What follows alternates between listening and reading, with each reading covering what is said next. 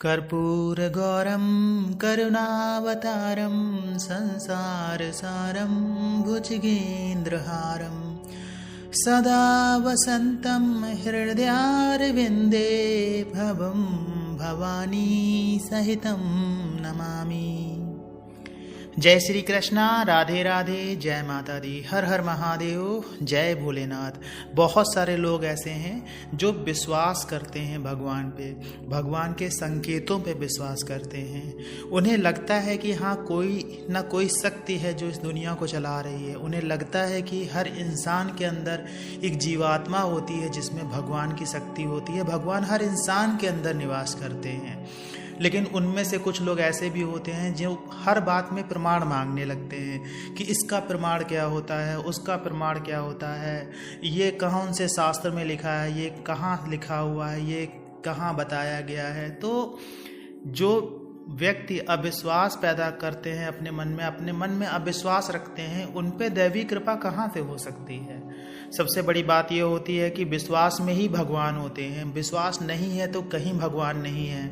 आप चाहे बाबा बर्फानी के दर्शन भी कराएंगे तो भी आपको वहाँ बर्फ दिखाई पड़ेगी। अगर आपके अंदर मन में श्रद्धा नहीं है, विश्वास नहीं है, अगर आपके मन में विश्वास नहीं है तो आपको शिवलिंग भी पत्थर दिखाई पड़ेगा, कोई प्रतिमा भी भगवान की आपको पत्थर ही दिखाई पड़ेगी। ये आपका विश्वास होता है जो आपको भगवान दिखाई देते हैं उसमें। जैसे कि दिए में फूल बनता है तो लोग अविश्वास पैदा करने लगते हैं। कोई कहता है कार्बन जमा है, कोई कहता है कुछ है, कोई बोलता है कि बाजार से बाती लाते हैं तो बन ही जाता है, कोई बोलता है कि तेल आजकल इम्प्योर आ रहा है तो बन ही जाता है। अरे भैया, तो तेल में जलाते ही क्यों? घी में जलाओ ना, शुद्ध कपास से जलाओ, उसके बाद फूल खिले तो बोलो कि हाँ फूल खिला है। तो फूल जब खिलता है तो संकेत होता है कि भगवान आपकी प्रार्थना, आपकी पूजा स्वीकार कर रहे हैं। आप खुद सुनिए कि अनिरुद्धाचार्य महाराज जी इस बारे में क्या कहते हैं। मैं जब पूजा करती हूँ तो दीपक में फूल आ जाता है। ये कैसा संकेत है? ऐसा क्यों होता? आप जो पूजा करते हैं, भगवान आशीर्वाद स्वरूप आपको प्रदान करते हैं। ईश्वर आपको आशीर्वाद देते हैं कि आपकी पूजा मैंने स्वीकार कर ली, सफल हो गई, इसलिए आपका ये होता है ना।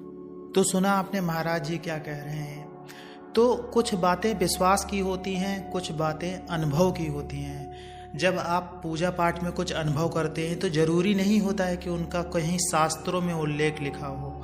सबसे बड़ी बात यह होती है कि जो शास्त्र को लेके चलते हैं, जो ये लेके चलते हैं कि यहाँ ये लिखा है, वहाँ ये लिखा है, हम प्रमाण के हिसाब से ही चलेंगे, तो क्या उनके पास में सिद्धियाँ होती हैं? क्या उनके पास में कोई ऐसी शक्ति होती है जो एक साधारण सा व्यक्ति, गांव में बैठा व्यक्ति एक मंत्र को सिद्ध कर लेता है बिना किसी शास्त्र के? तो क्या शास्त्रों में ही सब कुछ मिलता है? आप खुद बताइए, जितने शास्त्र के ज्ञाता हैं, क्या उनके पास में सिद्धियां हैं? क्या उनके पास में ऐसी कोई दृष्टि है जो दूसरे लोगों को देख के बता दे कि हाँ, तुम्हारे पास्ट में हुआ क्या था, तुम्हारे घर में क्या चल रहा है और तुम्हारे जीवन में क्या होगा? तो कुछ शक्तियाँ ऐसी होती हैं जो अनुभव से प्राप्त होती हैं, और जो शक्तियाँ होती हैं वो गुप्त रखी जाती। कोई भी इनका उल्लेख कहीं करता नहीं, क्योंकि जैसे ही आप इसका उल्लेख करेंगे वैसे ही शक्तियाँ आपका साथ छोड़ के चली जाती हैं। इसीलिए कहते भी हैं कि पूजा पाठ में आपको जो संकेत मिलते हैं, उन संकेतों को कभी भी शेयर नहीं किया जाता है। अगर आप संकेतों को शेयर करेंगे तो आपको संकेत मिलना बंद हो जाएंगे। बहुत सारे व्यक्ति ऐसे हैं जो अपने पूजा के संकेतों को शेयर कर देते हैं, पूजा की फोटो स्टेटस में लगा लेते हैं, तो क्या होता है कि उनको संकेत मिलना बंद हो जाते हैं। उसके बाद वो मंत्र जप भी करते हैं, पूजा पाठ भी करते हैं, सब कुछ करते हैं, उसके बाद भी उनकी शिकायत रहती है कि उनके जीवन में परेशानियां दूर नहीं हो रही हैं। तो इसका एक कारण ये भी होता है। इसलिए अपनी पूजा पाठ के कभी भी कोई भी बात किसी से भी शेयर मत करिए। अगर आपके कोई गुरु हैं, अगर आपका कोई मार्गदर्शन करता है तो आप उनसे शेयर कर सकते हैं। मंत्रों को कभी शेयर नहीं करना चाहिए। जैसे आप कोई मंत्र जप रहे हैं तो ऐसा नहीं कि हल्ला मचाना शुरू कर दे, अरे आज शाम को तो मंत्र जपना है, अरे मेरे पास टाइम नहीं है, शाम को मैं मंत्र जपता हूँ। कभी शेयर मत करिए किसी से। मंत्र का अर्थ ही होता है गुप्त, गुरु के मुख से निकला और आपके कान में आया। इसके अलावा तीसरा व्यक्ति अगर सुन ले, उस मंत्र का कोई महत्व नहीं होता है। तो मंत्र को इस तरह से कहा गया है। तो मंत्र को कभी भी किसी से शेयर नहीं करना चाहिए कि आप कौन से मंत्र का जप कर रहे हैं, कितना जप करते हैं, कब करते हैं।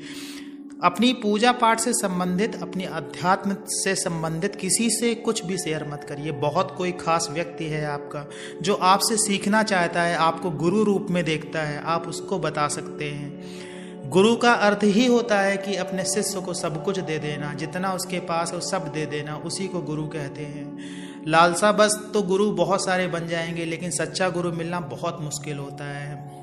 आशा है ये जानकारी आपको अच्छी लगी होगी। जानकारी अच्छी लगी हो तो वीडियो को लाइक करिएगा।